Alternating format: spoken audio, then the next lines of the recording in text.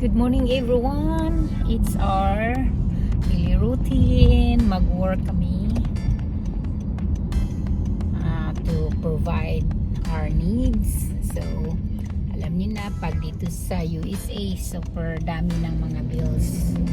So, work para we can pay our bills. So, dami kasing bills dito guys. So, work muna kami sa anak ko. Siya ang driver today. Siya ang papadrive ko every morning, every day while we work para ma-practice niya yung pagdadrive talaga. So, today it's a little bit cloudy. So, mas okay kasi super hot talaga dito guys. Grabe. Ang init.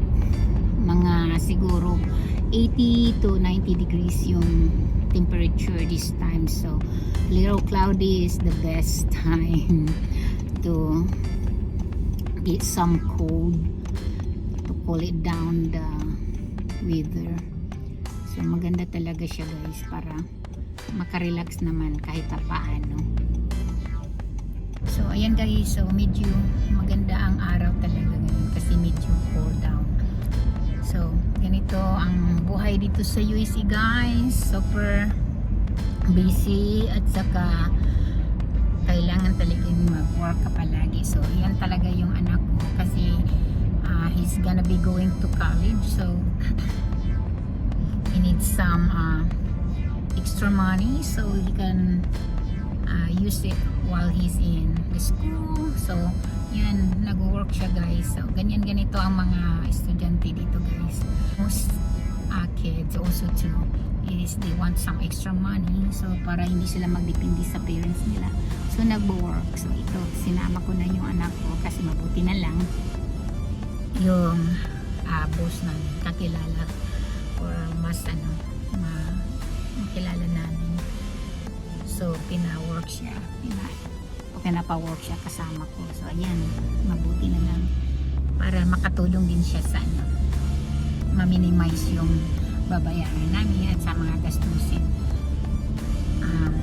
Hirap talaga pag mayroon kang college. So, work hard tayo mga kaibigan ko dyan. So, work talaga. Grabe yun. Super work. I guess so because he doesn't really like stopping. So ayan guys, yun ang namin routine sa morning. Siya ang pinagpadaan ko. Work kami every morning, buong araw. So only for this summer lang siya mag-work guys. So while the school did not start, so work muna siya.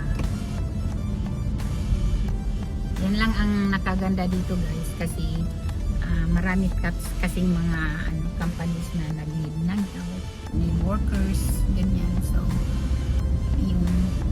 So, buti na lang talaga na mabait yung boss namin dito. Siya pa ang nag-invite na pa-work yung anak ko dito. Kasi, pag maganda yung siyempre, magugustuhan ka ng mga boss. So ayan guys, so hindi ka talaga magproblema dito na maghanap, basta lang masipag ka lang magtrabaho or magsipag ka lang maghanap ng trabaho. Nandito marami talaga opportunity dito sa UC na maka-work ka talaga, lalo na dito sa amin, sa area namin, sa state namin. Nandito halos lahat ng mga job kasi nandito kami sa center of the USA. So nandito halos lumilipat yung mga jobs.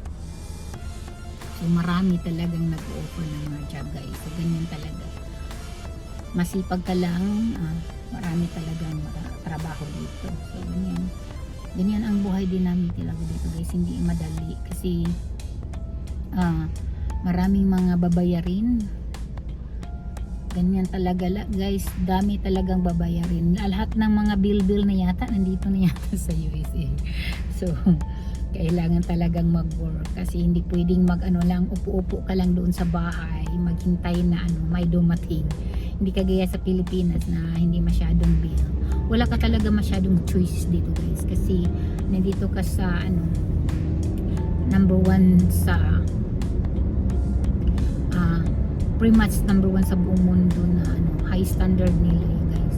So yung livelihood nila dito is super high talaga. So halos makukuha mo yung mga ano kakailanganin mo or mga dream mo dyan sa Pilipinas, nandito na talaga makukuha mo. Basta mag-work ka lang palagi, mag-work ka lang kasi kung hindi naman okay lang yung napangasawa mo, so ganyan pa rin sa akin. Hindi naman siya mayaman, kailangan talaga namin mag-work.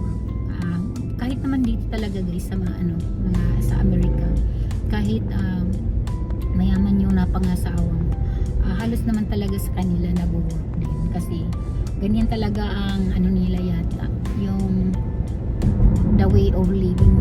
Kailangan talagang halos lahat talaga mag-work kasi lalo na dito guys, pagka magkasakit ka, kung wala kang insurance, health insurance, super very expensive talaga yung yung bills, yung doctor bills, like hospital bills, ganyan. So kailangan talaga, most scary thing kung wala kang health insurance, isa yan. At saka yung mga bills mo naman, yung mga house bill, car bills, and so on, so many. Halos lahat ng mga ginagawa mo guys or nandyan sa bahay, bills yun. Yan. Hindi pareha, hindi ka hindi talaga na isip-isip mo lang na parang relax, hindi talaga pwede dito mag-relax. Kailangan talaga tayo mag-work as in super tired talaga. So kaya talaga yung nasa mga movies na ginagawa nila na ang mga OFW or mga pumunta sa ibang bansa, totoo talaga yan. Lalo na yung mga ginagawa sa mga movies na nilagyan nila ng movies ang life sa dito sa abroad, sa America. Wala ka talagang katulong dito guys kasi super mahal at saka di mo talaga ma-afford kung magkuha ka pa ng katulong. Wala masyadong mga katulong dito guys. Doon yata sa Pilipinas ang may katulong dito. Kahit mga rich people, wala silang mga katulong guys. Bihira lang. Mayroon man pero super rich na siguro yan. Pero dito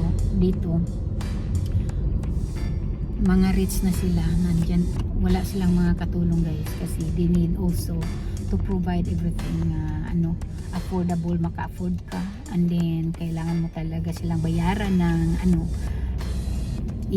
exact or minimum wages, at saka providean mo rin sila ng mga health insurance, ganyan. So ayun, maganda naman talaga ang buhay dito pag mag-work ka lang talaga. So ayun guys, simpleng buhay lang namin i-share ko sa inyo. So dumating na kami sa work, papasok na kami ngayon mga 5 minutes kasi yun ang kailangan namin na pasok ng 5 minutes before our time para maka-ready sa gagawin namin. So ayun, dumating na kami. Salamat sa inyong lahat sa mga panood. Hi anak, wave.